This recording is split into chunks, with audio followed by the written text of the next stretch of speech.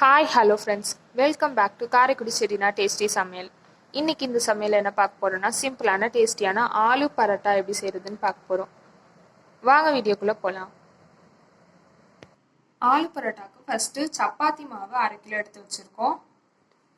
அதில் தேவையான அளவு உப்பு சேர்த்துக்கோங்க. நாங்கள் 1/2 டீஸ்பூன் சேர்த்துருக்கோம். இதை நல்லா மிக்ஸ் பண்ணிக்கோங்க.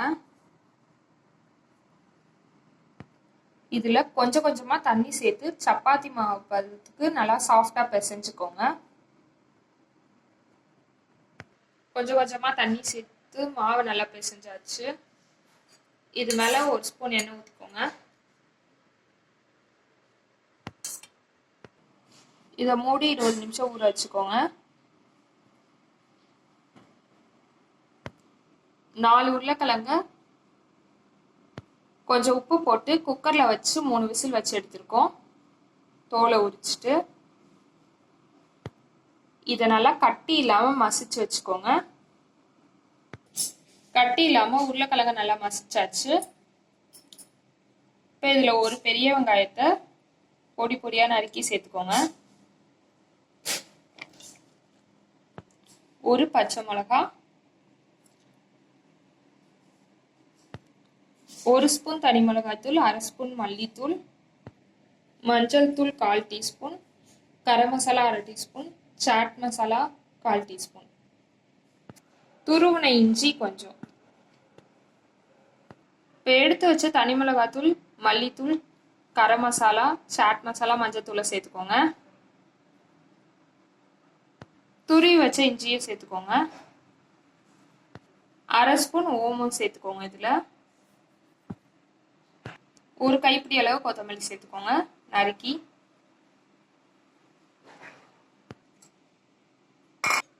இதோட கொஞ்சமாக உப்பு சேர்த்துக்கோங்க.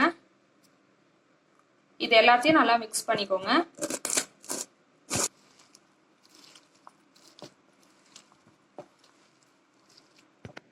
எல்லாத்தையும் நல்லா மிக்ஸ் பண்ணியாச்சு.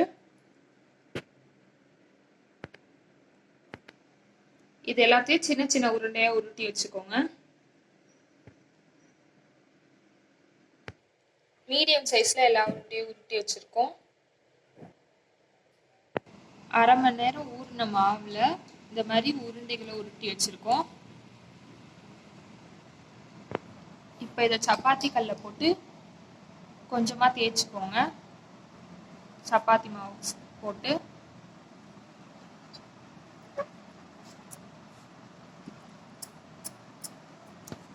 இந்த மாதிரி கொஞ்சம் சின்னதாக தேய்ச்சிட்டு உருட்டி வச்ச மசாலாவை வைங்க.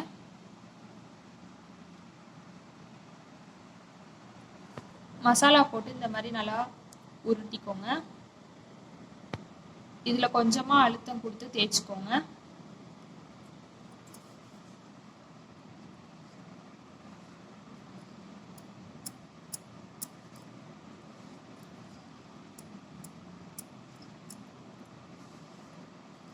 எல்லா சைடும் ஈவனாக தேய்ச்சிக்கோங்க. அழுத்தம் கொடுத்து நல்லா தேய்ச்சாச்சு. எல்லா இடத்துலையும் ஒரே மாதிரி.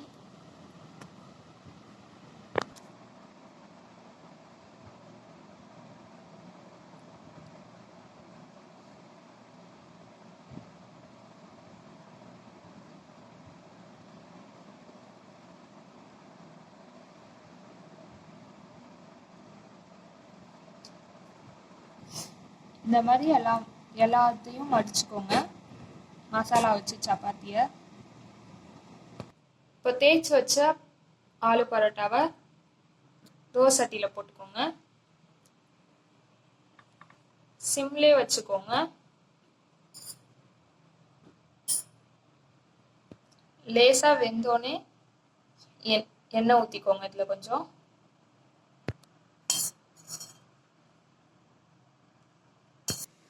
எண்ணெய் கொஞ்சம் ஊற்றி சிம்லே வச்சு வேக விடுங்க. இந்த மாதிரி 2 சைடும் நல்லா வேக வச்சுக்கோங்க.